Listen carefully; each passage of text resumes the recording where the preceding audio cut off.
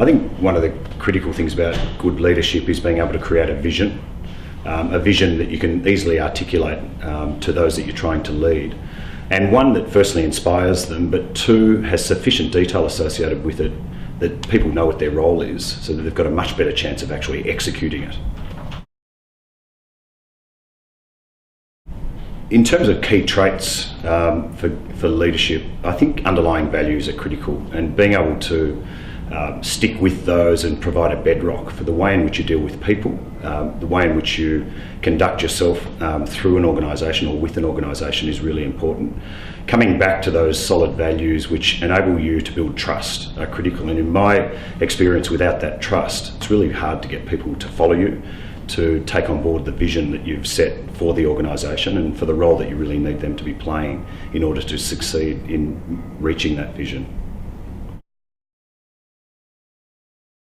I think one of the key things for leadership is to really understand your different stakeholder groups.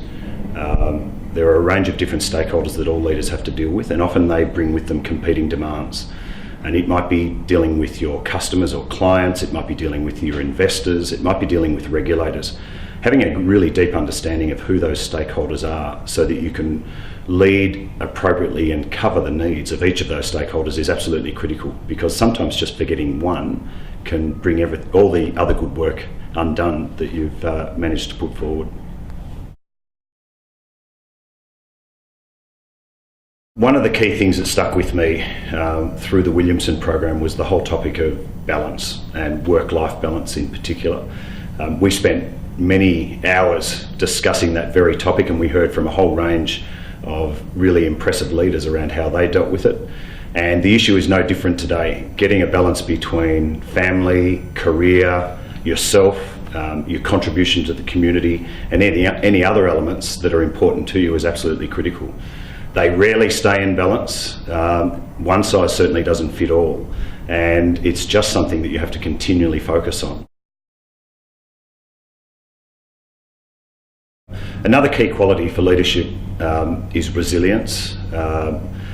Cream isn't the only thing that floats to the top. When you're in a leadership role, you typically have to deal with a lot of difficult things, a lot of really complex things which involve tough decision making and difficult decision making, and that's not always fun. And resilience through those sorts of issues is really important.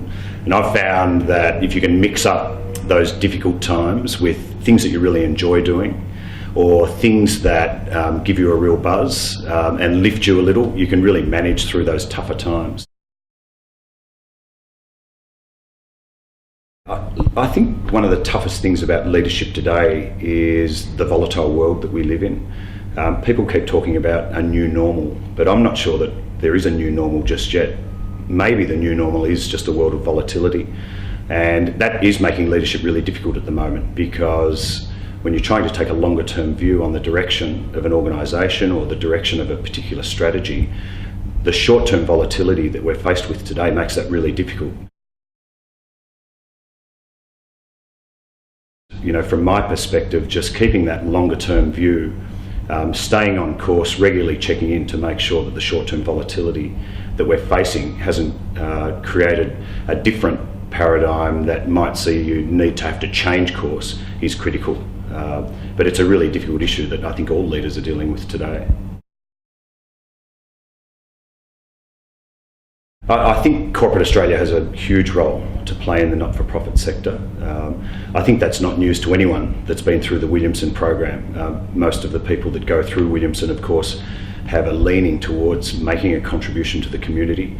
But corporates in particular can make a huge contribution. They have lots of very talented people. They have resources at their fingertips, which they can often direct towards not-for-profits for great benefit to those not-for-profits. Ultimately, it comes down to personal choice as to what sort of commitment you might make as an individual. But I think if organisations are encouraging their people to make those sorts of contributions, I think it just makes society a better place at the end of the day.